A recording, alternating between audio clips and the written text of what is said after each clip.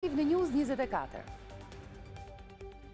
8 persona, 7 prej të cilëve klandestin nga vendet e treta humbën jetën si pasojë një aksidenti në aksin Këlcyr-Përmet. Automjeti ku udhtonin klandestinët dal nga rruga dhe ka rënë në anë të lumit të Vjos, ndërsa mes viktimave është edhe drejtuesi i mjetit nga Shkodra. Mirë, unë do të lidhem tani drejt për drejt me kolegen Brikena Metaj për të marrë më tepër informacione prej saj për këtë aksident të ndodhur. Brikena, përshëndetje. Përshëndetje Nisit. Dita e sotme ka nisur me një aksident të rënd, i cili në fakt ka ndodhur në aksin Këlcyr-Përmet dhe pikërisht pranë në fshatit Kuqar dhe pranë në vendin që njihet si rapi i Kuqarit.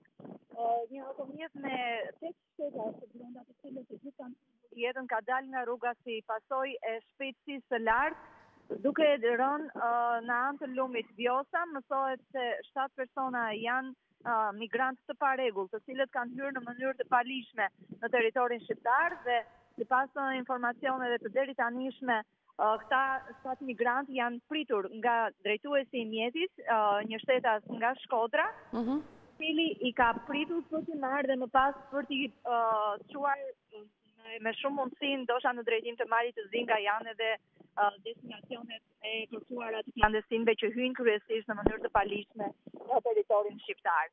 Brikena, ende nuk janë identifikuar?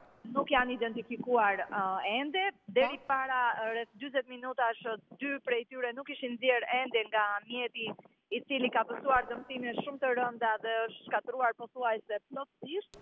Dhe ende nuk kemi informacione të plota rreth kësaj ngjarjeje tepër të rëndë në fakt. Brikena, edhe njërë të lutem, ku eksaktësisht ka ndodhur aksidenti? Në çfarë vendi? Dhe a ndodhin shpesh aksidente në atë pjesë?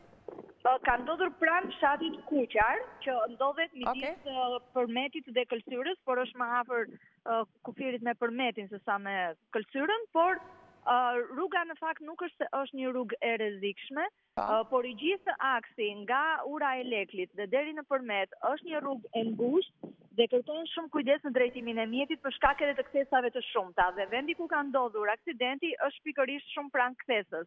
Dhe mendohet se shpejtësia e lartë dhe fakti që drejtuesi i mjetit nuk ka qenë vendas dhe ndoshta nuk e ka njohur mirë rrugën, ka qenë edhe shkaktar i aksidentit. A ka ndonjë informacion të fundit nga ana e policisë lidhur me këtë aksident? Brikena, kanë këtu ka parasysh edhe numrin e lartë personave që janë përfshirë në këtë aksident, sikurse edhe për drejtuesin e mjetit, personin nga Shkodra, a dihet gjë?